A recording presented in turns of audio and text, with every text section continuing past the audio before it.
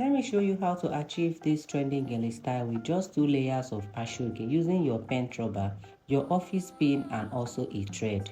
Now my girly measurement is 50-50. All I'm doing is to pleat all the 2 layers at the back. So imagine you are tying this on somebody's head. Imagine that this place is the back. That is how you are going to assume when you are tying this on a pen rubber. There is a 2 demarcation on this pen rubber. The one demarcation should be one that is facing back. The other one is for the front. Follow me and you are going to see how we achieve this style. I bet you will know how to tie this style after you watch this video to the end. And please help me share this video so that others can see. Tell me what you think on the comment section. Will you be trying this style? Let me know on the comment section. I'll allow you to watch this video now. See you in my next post. Bye.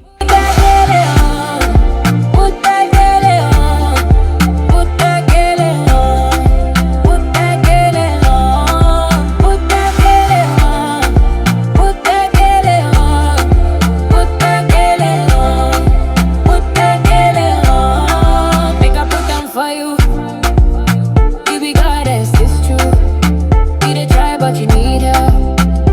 Now I they come through. You go to shock all of them. Make them see you and scream. Scream your name in the night. Say they see you in their dreams. I scale it on. Yeah. Put that girl on. Put that girl on. Put that girl on.